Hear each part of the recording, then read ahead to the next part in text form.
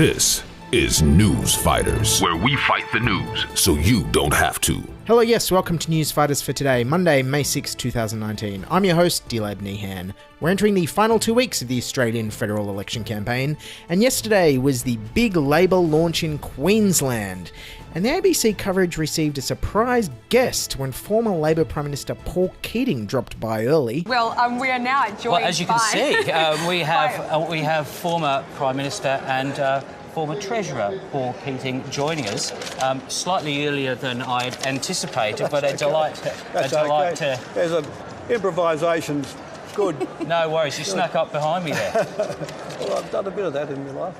It's funny because he knifed Bob Hawke. Anyways, enough about the Labor launch, as there's a big, huge story that's being totally ignored by the mainstream media. I can't believe they're not covering it.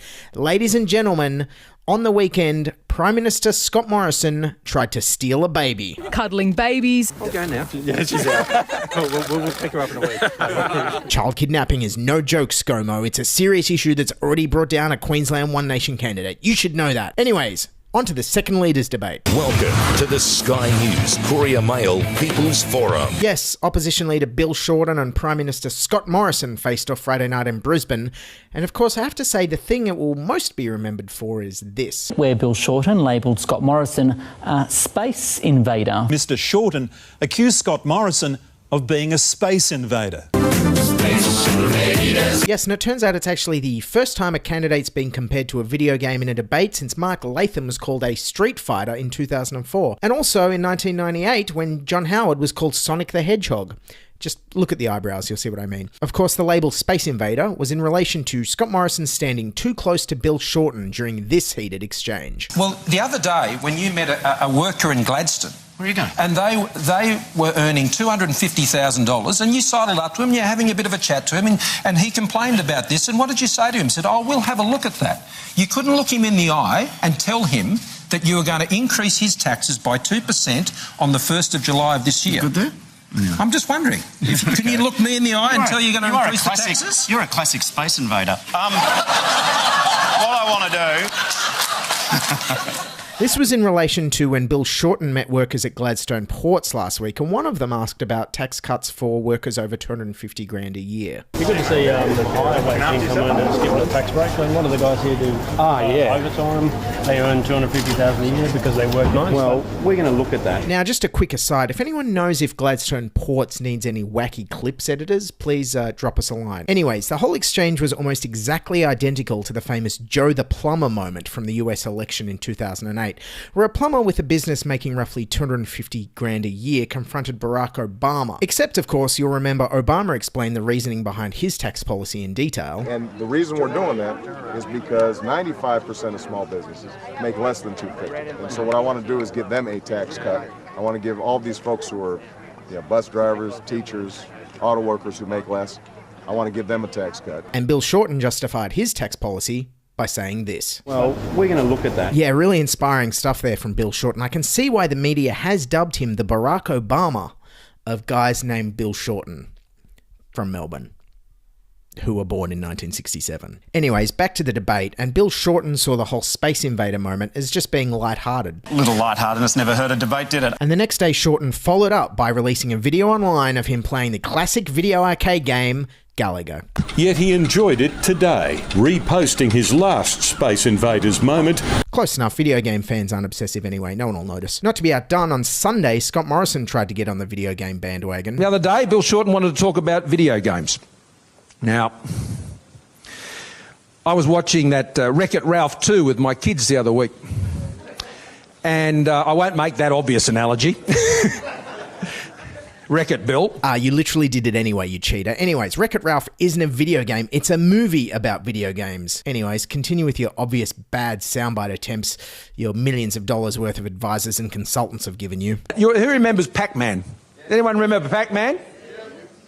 And Jenny reminded me this morning. You know that little thing that just goes around gobbling up like that? That's Bill Shorten's tax policy. The only space he's going to invade is your wallet. Okay, and now let's cross to the Australian electorate for their reaction to all the bad video game dad jokes. Stop! Stop! He's already dead. Anyways, in responding to the debate, Scott Morrison wasn't impressed with Bill Shorten's performance. You know, wisecracks and stunts isn't how you run a country. Yes, but it is how you love running an election campaign, isn't it, Scott? Sorry, what was the easy visual pun you spoon-fed the news cameras on the exact same day you said that? Decorating cupcakes. He had hoped to put the icing on the cake. The cake maker. Keen to show campaigning is all a piece of cake. ScoMo continued criticising Shorten's debate performance by saying this. I'm happy for Bill Shorten to put on a cabaret performance in a debate. Okay, and I think I know what cabaret performance Bill Shorten might have had in mind. Maybe this time I'll be lucky, not a loser anymore. Okay, back to the debate itself, and Shorten made sure to be very critical of the broadcaster hosting the debate. Because what happens as passes for news in Australia is conflict. You know, if X says Y is no good and Y says X is no good, that's more likely to get a run in the newspaper or on Sky News than a happy story. Happy stories? Bill, this is Sky News you're talking about. A cat has adopted 4 baby squirrels and is raising them along with her new kittens at a petting zoo in Crimea. Okay, now while ScoMo liked to invade personal space, Bill Shorten's preferred method of rebuttal was just disaffected size. That includes the mining. What I'm saying fell to 1.56% of the economy and they rose July. All right, Rogers can't make you happy. Never mind. Also, being a televised debate, Bill Shorten tried to give concise, short answers. And failed. Here's an example, just to show you what I think this government... Oh, I'm answering your question. What happens currently in Australia, and it's got to take 30 seconds because... But I'll tell you what, it's a big issue, and let's be really clear, and I'll be another 30 seconds on it. What happens is...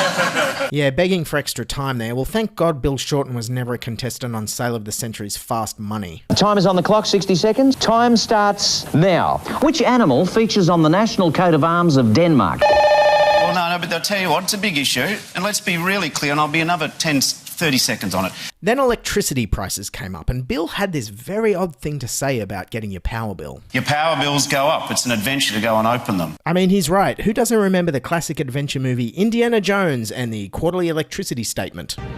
I hate credit card surcharges. Suck! I hate them! On the issue of franking credits, Bill Shorten summed up the Labor policy very concisely. We're stopping a gift. It's not a new tax. If I stop giving someone who's wealthy some money, we're stopping giving them some money. Yeah, it's a bit like that Labor policy where they fight cancer by fighting cancer, or they build wind farms by building wind farms. It's really self-explanatory. Anyways, then on to the big issue of the debate everyone was waiting for, the closing of rural post offices. It really is shaping up to be the single biggest defining issue of the 2019 election, if you ask me.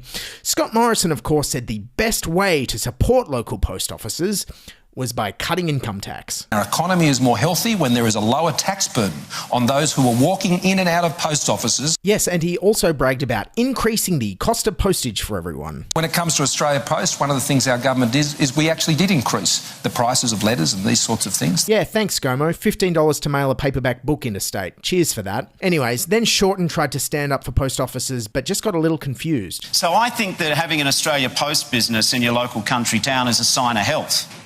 And when you add on Star Trek Express and its ability to compete... Star Trek. I'll tell you what, this whole debate was reminding me of one episode of Star Trek in particular. His body lives, the autonomic functions continue. But there is no mind.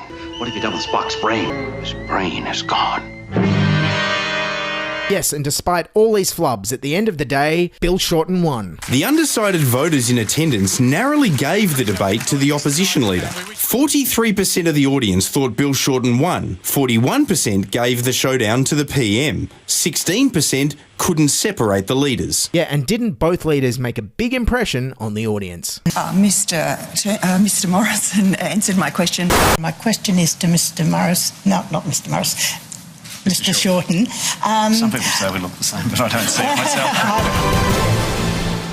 Okay, that's News Fighters for today. Thanks for listening. If you're enjoying the show, subscribe on your favourite podcasting app. Follow us on Twitter @NewsFightersPod. Write us a review on iTunes or subscribe on YouTube, where you can watch all the episodes with all the funny news clips involved and see the politicians' dumb faces. Supposedly there's going to be another debate this week. Stay tuned for that. In the meantime, keep fighting and bye for now. This is News Fighters, where we fight the news so you don't have to.